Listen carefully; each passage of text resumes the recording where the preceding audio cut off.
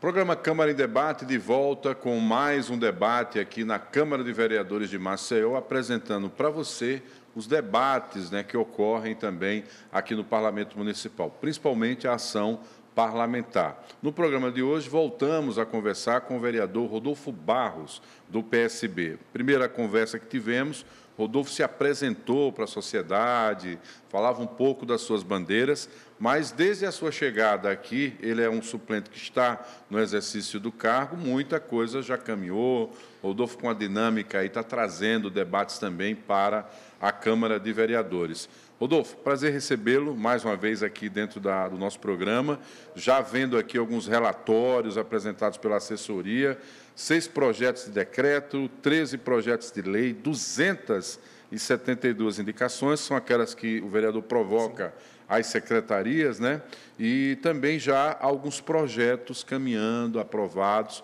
Você, antes de assumir o mandato de vereador, ocupava uma função ligada à área da juventude no Executivo e já emplacou algum projeto para a juventude já nesse curto período aqui na Câmara? Sem dúvidas, primeiro agradecer a você pelo convite, participar mais uma vez do Câmara em Debate e, de alguma maneira, comunicar à população aquilo que a gente tem feito no exercício do mandato é muito importante. E juventude foi essa pauta prioritária desse início de mandato. Já se passaram quase 6 meses desde o primeiro dia nesta casa e tendo a oportunidade de participar diariamente, de formular iniciativas, de receber movimentos que trabalham a política pública de juventude, a gente pôde construir diversas indicações de projetos importantes, potencializando os projetos que eu já tinha iniciado enquanto secretário de juventude e que agora, como vereador, a gente tem dialogado com o prefeito para que esses projetos ganhem uma dimensão ainda maior, e é isso que a gente segue construindo. Nós apresentamos agora, na última semana, inclusive, um projeto de lei que autoriza as escolas municipais abrirem as suas portas para os pré-vestibulares que são oferecidos de forma gratuita à comunidade e que muitas vezes não tem onde se instalar, onde receber esses estudantes, essa estrutura. Então, a gente apresentou um projeto de lei autorizando a Secretaria de Educação a abrir as portas das escolas municipais, desses equipamentos que servem como instrumento de educação, gerando cidadãos ainda melhores para a sociedade, para que abram suas portas e recebam esses jovens que querem fazer o vestibular e que precisam desse suporte e que muitas vezes na própria comunidade existem projetos para potencializar essa oportunidade. Então, esse é um dos PLs que a gente já apresentou, dentre outras iniciativas, e a gente segue, Marcos, trabalhando muito para que não só a juventude, mas que a cidade de Maceió, em todas as maneiras possíveis, seja uma cidade ainda melhor, sobretudo para aqueles que mais sofrem, que mais precisam. Eu me lembro que você formatou, pelo menos quando estava nessa função institucional ligada ao Executivo, uma atividade que incluía a formação profissional da juventude, já que o maior desafio pós conclusão dos estudos ou já na reta final é a entrada no mercado de trabalho. Você conseguiu, aí, de certa maneira, estruturar algo nesse sentido como projeto na condição de vereador? Pronto, na condição de vereador, na condição de secretário, nós criamos o Emprega Jovem MCZ, que capacitou já quase 3.000 jovens por todas as partes de Maceió, numa parceria com o Senai.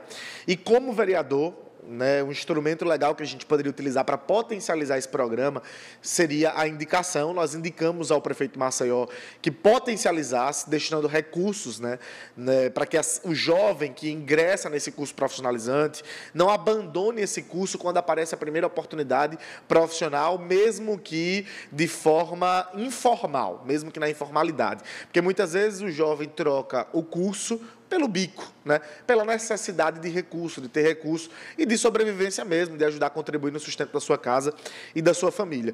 Nós dialogamos com o município estava em fase de construção de um plano de desenvolvimento econômico para a cidade e uma das diretrizes desse plano era a profissionalização dessa juventude. Então, o prefeito expressou a sua vontade, nós ajudamos a criar um projeto de lei de iniciativa do Executivo, que está com a Procuradoria Secretaria do município e que muito em breve estará nesta casa, que autoriza o município a fazer um repasse de recurso a esse jovem que ingressa nessa oportunidade profissional, para que durante os 3, 4, 5 meses que ele faz o curso profissionalizante, ele possa ter uma ajuda de custo mínima do município, mas para se deslocar e até o curso, né, para ajudar no seu sustento, para não ter desculpa. A gente já tem uma adesão gigantesca, a desistência é mínima, mas para que o programa possa ter esse sucesso ainda maior, acho que é necessário essa ajuda do município. A gente tem a sensibilidade do prefeito de entender a importância, e o projeto de lei já está em curso dentro do município, porque precisa ser de autoria, né, de iniciativa do Executivo, e a gente vai receber esse projeto aqui na Câmara e lutar para que seja aprovado o quanto antes. Quando você fala dessa realidade do jovem, que muitas vezes começa uma formação e não conclui, você que foi um jovem de periferia, né, e viveu essas dificuldades, foi adotado ali por alguns professores até para ter condição de se permanecer dentro da sala de aula, é um pouco essa história que faz você rememorar um pouco isso, Rodolfo? Sem dúvidas, a gente não pode dizer que todo mundo tem as mesmas oportunidades, porque não é verdadeiro, né? A gente sabe que o garoto, e eu digo isso pela minha experiência, não como vítima, né, me vitimizando disso, mas não me vitimizando, mas como vítima desse sistema, né? A gente sabe que quem nasce numa periferia, Marcos, certamente tem oportunidades muito limitadas. Eu me lembro que quando eu era aluno da escola pública, eu passei um ano inteiro sem professor de determinadas disciplinas, porque não tinha professor para aquelas disciplinas e a gente simplesmente não estudava aquela disciplina. Isso era muito recorrente naquela época, né, na educação pública. Talvez hoje avançamos um pouco, mas existem limitações diversas. E quando eu fui para a escola privada, particular, como presente dos meus professores, eu tinha as mensalidades pagas pelos meus professores. Eu me recordo que eu tive muita dificuldade no início do primeiro ano do ensino médio, porque a educação que eu tive, mesmo tendo professores extraordinários, era muito limitada. A estrutura era muito limitada. Então, para mim, chegar ao Colégio Batista Alagoano, eu fui aluno do Colégio Batista Alagoano, e ver uma quadra de esportes, algo básico, né, para a educação, você ter ali uma atividade esportiva e tal, mas eu não tinha na minha escola pública acesso a uma quadra de esportes dentro da escola, porque a escola não tinha um equipamento para esporte, para o desenvolvimento da aula de educação física, enfim. Então, algo muito básico, muito simples, mas era a falta de oportunidade, de limitação que era imposta, né, de forma que a gente não tem nem explicação, e a gente sabe o quanto que muitos jovens sofrem dentro das periferias pelo acesso limitado à educação. E a oportunidade que eu tive, que eu sei que eu sou um privilegiado, que pouquíssimos jovens de periferia terão essas oportunidades, e eu sou muito grato por tê-las, né, mas me tornou, né, me fez chegar onde eu estou hoje. Hoje eu sou vereador por Maceió, mas eu não tive nenhum apadrinhamento para chegar nesta condição. Foi, de fato, a educação, foi, de fato, os meios de diálogo com a comunidade, com as pessoas, que me trouxeram a esta posição. Não foi nenhuma outra ferramenta, senão a possibilidade de um futuro melhor, a esperança de um futuro melhor. Então, acho que o jovem precisa desse estímulo, o jovem precisa, né, de alguma maneira, ser achado pelos instrumentos que se existem, pelo poder público, pelas ONGs, para que possa ter a oportunidade de um futuro melhor, isso sem dúvida. Eu percebo que esse seu diálogo com a juventude faz você observar alguns movimentos na sociedade que muitas vezes não entram na pauta dos parlamentos de um modo geral. E você traz, inclusive, a cultura nerd, né, para ser discutida no ambiente do município. Por que você achou que isso era importante? O que é que você conseguiu fazer para eles, assim? Posso lhe dizer que quando eu iniciei a jornada como secretário de Juventude... Estou falando isso, mas sim, eu preciso dizer aqui que nos anos 80, pelo menos, falar de nerd era uma pessoa que estava isolada, sim, estudava muito, falava que era CDF e tal, e que não interagia. E o que eu percebo com a cultura nerd é pelo contrário. Interage muito, o meio digital está sempre com visibilidade, e agora a necessidade de conquistar mais espaço. E você conseguiu criar um mecanismo de legislação também para eles? Sem dúvidas. Quando eu me tornei secretário de Juventude, foi um dos primeiros segmentos de juventude que me procurou, na verdade, para que eu entendesse como que funcionava e de que forma o município poderia apoiar. Você não era nerd, você aprendeu com eles. Eles dizem que eu sou, eu não me reconhecia, na verdade. O segmento nerd ele se subdivide em vários vários, né? Então, você tem um nerd que gosta da literatura, você tem um nerd que gosta de filmes e séries, você tem um nerd que gosta de gamers, enfim. Mas você que, em geral, gosta muito de estudar. Gosta muito de estudar. Então você é um nerd. Sou um nerd, me considero. Na escola, todo mundo me chamava de nerd. Exatamente. Então, assim, eu percebi que existia um segmento fortíssimo que está presente na maioria das famílias. Se você hoje chegar numa casa, dificilmente um garoto não gosta de jogar algum tipo de jogo virtual, né? Não tem uma conexão com literatura, enfim. Então, existem nerds em todos os lugares. E aí a gente provocou o início do Festival da Cultura Nerd, prefeito JHC fez em 2021 e 2022. Foi o que foi ali naquela área? Da Multi-Eventos. Eu levei minhas filhas lá e descobri que elas eram nerds. E que os produtos nerds são caros. Eu também descobri lá. São. E assim, é um segmento cultural, Marcos, que engloba, assim, dentro da economia, por exemplo, é gigantesco os resultados que a gente percebe que a cultura nerd provoca a economia de uma cidade, de um país, enfim. E eu fui abraçado pela cultura nerd e quando cheguei à Câmara eu recebi o movimento, né, as diversas lideranças que me propuseram apresentar um projeto de lei que dá diretrizes a essa cultura no município de Maceió. Eles já têm o Dia da Cultura Nerd, que é o segundo domingo do mês de julho, todos os anos, já foi aprovado por esta casa, sancionado pelo prefeito, e eles queriam determinar quem faz parte dessa cultura, quais são as diretrizes para ser a cultura nerd, dos segmentos que existem, enfim. E aí fui procurado, me apresentaram uma iniciativa, uma proposta, a gente esboçou aquilo ali, a partir dali criamos um projeto de lei, apresentamos, foi aprovado, primeira e segunda votação, e já está no Executivo para que seja sancionado, e dá essas diretrizes para dizer assim, ó, existe um segmento que não só tem dia a ser comemorado, mas que tem uma lei que determina como que esse segmento funciona. E é exatamente isso que a cultura nerd desejava e agora, de forma palpável, isso consegue perceber que está fazendo sentido. O outro vereador que falou de nerd pela primeira vez aqui foi o vereador Kleber Costa, que hoje está na cultura. Sim. Acredito que está lá também, abrindo espaços aí para a cultura nerd de um modo geral. E quando ele terminou, ele veio falar comigo, disse, mas eu trabalho, eu conheci e tal. Eu disse, mas você era um nerd no seu tempo também, né? Porque ele é muito inteligente, sim, né? Formou em medicina, enfim, ganhou bolsa para estudar morar nos Estados Unidos um tempo e tal. Tem essa história também. Então, legal que os nerds, né, de algum modo geral, têm esse espaço e a gente está falando de uma cultura que, como você fala, também movimenta a economia. Então, não é só agradar um segmento, é pensar também até em arrecadação, coisas do gênero. Vai ter de novo o evento? Vai ter. A previsão é que seja realizado no final desse mês. Se não me engano, 28 e 29 de outubro é a previsão de realização. A gente está aguardando ainda, mas a Prefeitura de Maceió tem feito anualmente esse festival para abraçar essa comunidade. Está garantido. Está garantido. Outra questão também de incentivo de cultura, a cultura local. Programa de incentivo de cultura local. Foram artistas que lhe procuraram? Palcos nos bairros? O que é isso? A gente também tinha percebido a necessidade de que se incentivasse, por meio de lei, a cultura no nosso município.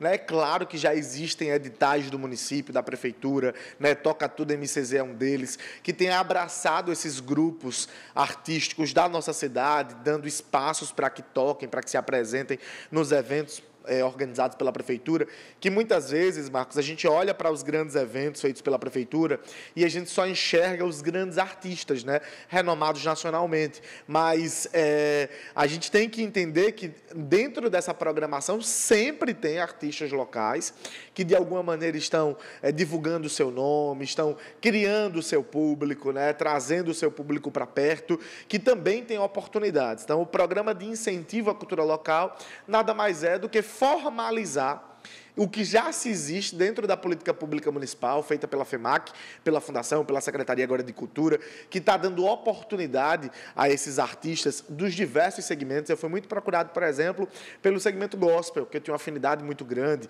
né, por artistas MPB da música popular brasileira, que tocam em Maceió, que se apresentam em Maceió, e que, por óbvio, muitas vezes, e em muitos momentos, em muitas épocas, foram tratados de forma alheia ao que é produzido como cultura na nossa cidade, e eles foram deixados meio que de lado. Não, durante o tempo eles faziam eventos que pareciam que não podiam ser eventos oficiais, participar de grandes palcos, né? Tinham que criar os próprios espaços. Né? Exatamente. Muitas vezes associados só a uma ou outra doutrina, não como sendo algo aberto. Né?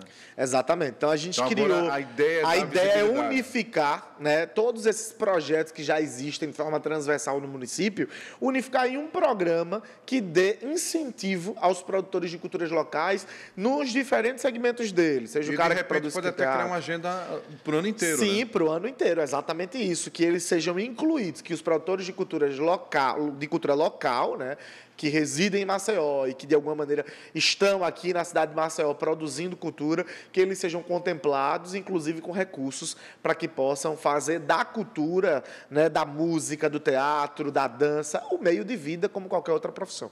Agora, Rodolfo, você também tem se posicionado na casa e na sessão de hoje, por exemplo, foi um exemplo, com relação à questão que envolve o preconceito da sociedade em relação à comunidade LGBT. Não bastasse isso, o fato mais recente nacional, que motivou uma intervenção sua, você até conseguiu apoio até de falas de vereadores de oposição em relação ao seu posicionamento, é essa postura adotada pela Comissão de Previdência e Família na Câmara dos Deputados em não reconhecer as uniões afetivas ou o casamento, né, homossexual como sendo também uma forma de existência de família na sociedade. Por que você partiu para essa defesa? Por que você teve que pontuar, fazer esse posicionamento? Você foi procurado?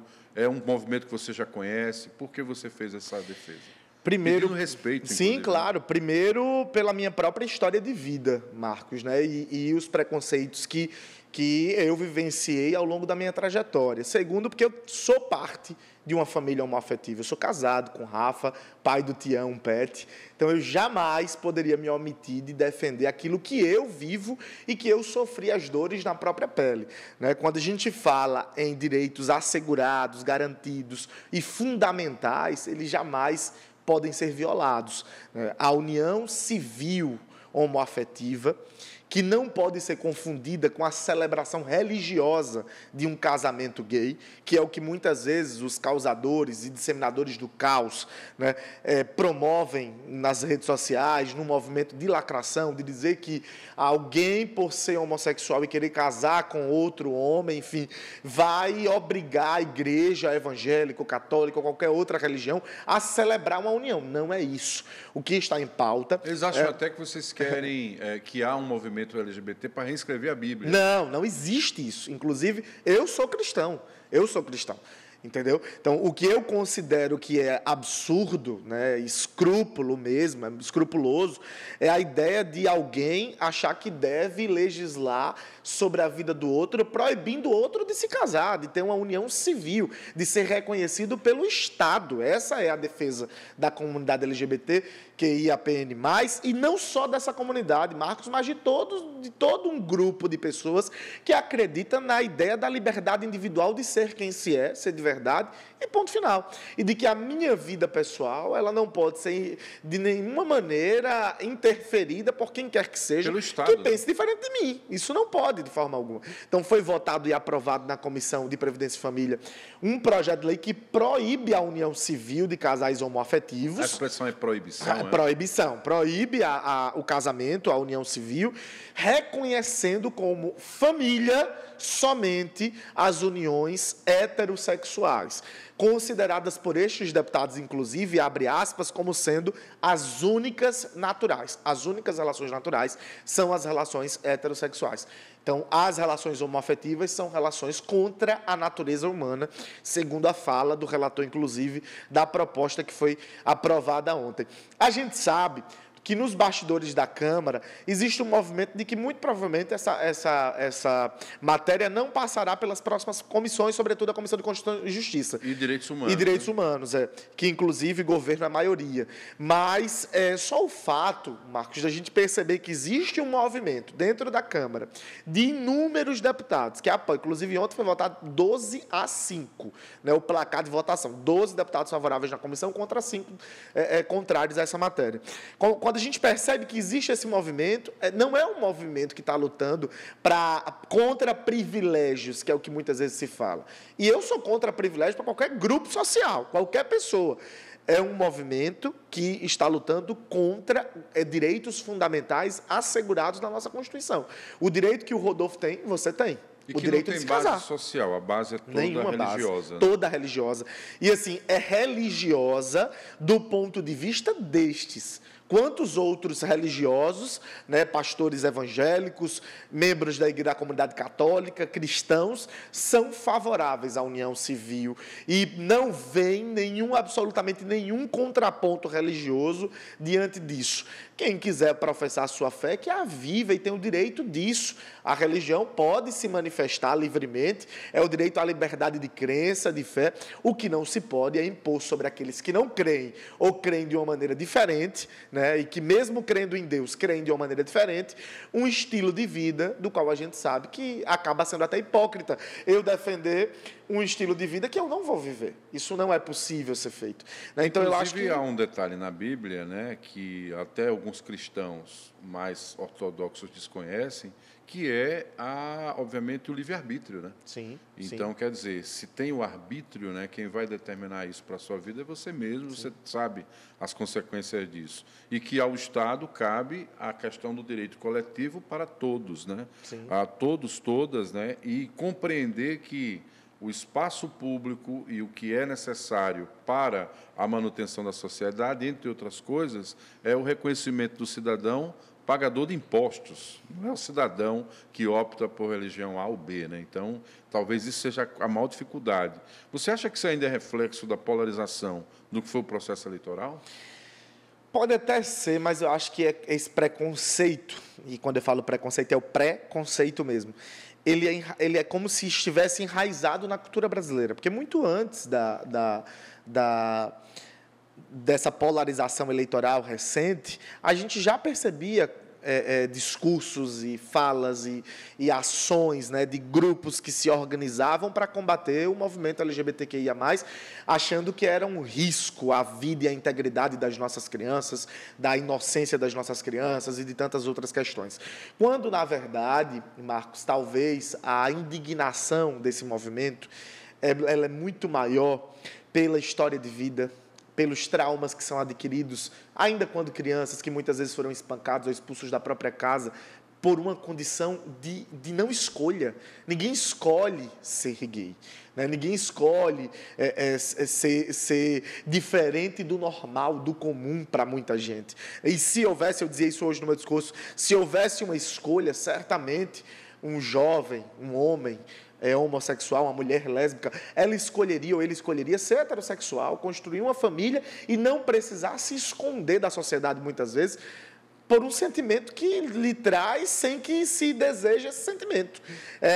Talvez não se explique cientificamente ainda, né, se busca uma explicação científica, mas é natural, não é antinatural, é natural porque muito disso vem de quando você nasce mesmo, é natural à sua humanidade.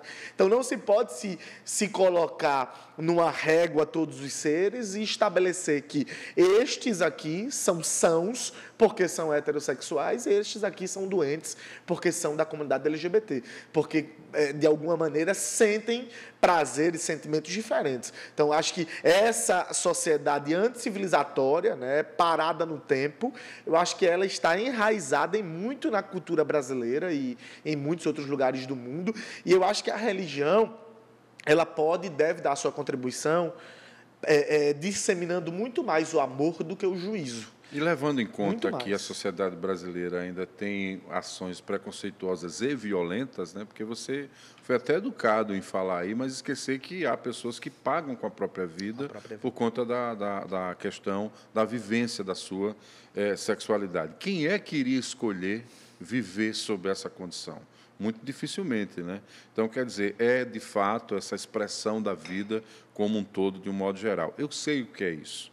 A gente teve que dar apoio, e demos apoio e acolhemos a nossa filha, não é? Que, obviamente, decidiu e optou pela felicidade de viver a sua sexualidade, sob pena de que, se fosse abandonada pela família, poderia ser submetida, como muitos outros homossexuais, que foram parar nos guetos, e acabaram sendo desconhecidos e aparentemente, por estarem sem família, vulneráveis à violência. Então, nós optamos pelo amor, optamos pela compreensão de que a sociedade tem que acolher a todos e a todas. Então, muito corajosa a sua fala, e talvez por isso tenha sido assim a fala que mais buscou hoje apoio, encontrou apoio também no plenário de um modo geral. Eu queria falar de um outro assunto que, obviamente, você, como defensor das causas sociais, que é a questão da saúde, né? Sim. E quando a gente começou a nossa série de entrevistas aqui, o município não possuía perspectiva de ter um hospital próprio para operar,